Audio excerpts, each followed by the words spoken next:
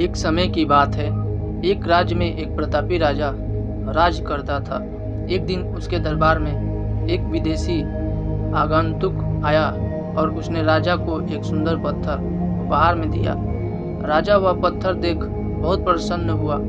उसने उस पत्थर से भगवान विष्णु की प्रतिमा का निर्माण कर उसे राज्य के मंदिर में स्थापित करने का निर्णय लिया और प्रतिमा निर्माण का कार्य राज्य के महामंत्री को सौंप दिया।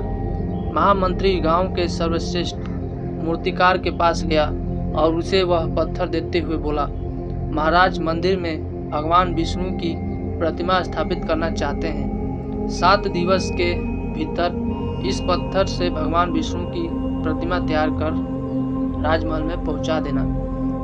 इसके लिए तुम्हें 50 स्वर्ण मुद्राएं दी जाएगी।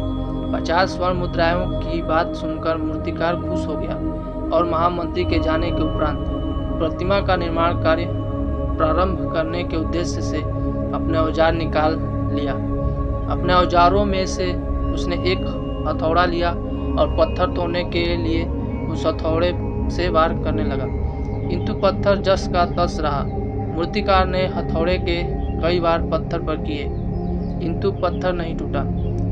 50 बार प्रयास करने के उपरांत मूर्तिकार ने अंतिम बार प्रयास करने के उद्देश्य से हथौड़ा उठाया, किंतु यह सोचकर हथौड़े पर प्रहार करने के पूर्व ही उसने हाथ खींच लिया कि जब 50 बार वार करने से पत्थर नहीं टूटा तो अब क्या टूटेगा। वह पत्थर लेकर वापस महामंत्री के पास गया और यह कह वापस कर आया कि इस पत्थर को तोड़ना नामुमकिन है, इसलिए इससे भगवान विष्णु की प्रतिमा नहीं बन सकती। महामंत्री को राजा का आदेश हर स्थिति में पूर्ण करना था, इसलिए उसने भगवान विष्णु की प्रतिमा निर्मित करने का कार्य गांव के साधारण से मूर्तिकार को सौंप दिया।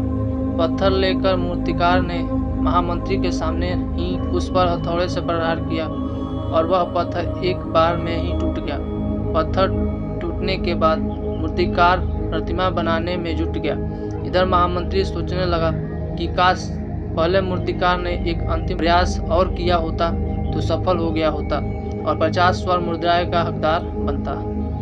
मित्रों, हम भी अपने जीवन में ऐसे परिस्थितियों से 2-4 होते रहते हैं। कई बार किसी कार्य को करने के पूर्व या किसी समस्या के सामने आने पर उसका निराकरण करने के पूर्व ही हमारा आत्मविश्वास डगमगा जाता है और हम प्रयास किए बिना ही हार मान लेते हैं।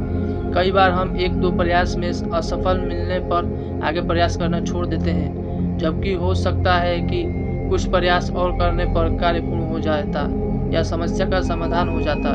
यदि जीवन में सफलता प्राप्त करनी है तो बार बार असफल होने पर भी तब तक प्रयास करना नहीं छोड़ना चाहिए जब तक सफलता नहीं मिल जाती। क्या पता जिस प्रयास को करने के पूर्व हम हाथ खींच ले वही हमारी अंतिम प्रयास हो, उसमें हमें कामयाबी प्राप्त हो जाए। तो दोस्तों, आपको यह कहानी कैसी लगी हमें कमेंट में ज़रूर बताएं और ऐसी वीडियो देखने के लिए हमारे चैनल को सब्सक्राइब जरूर करें। धन्यवाद।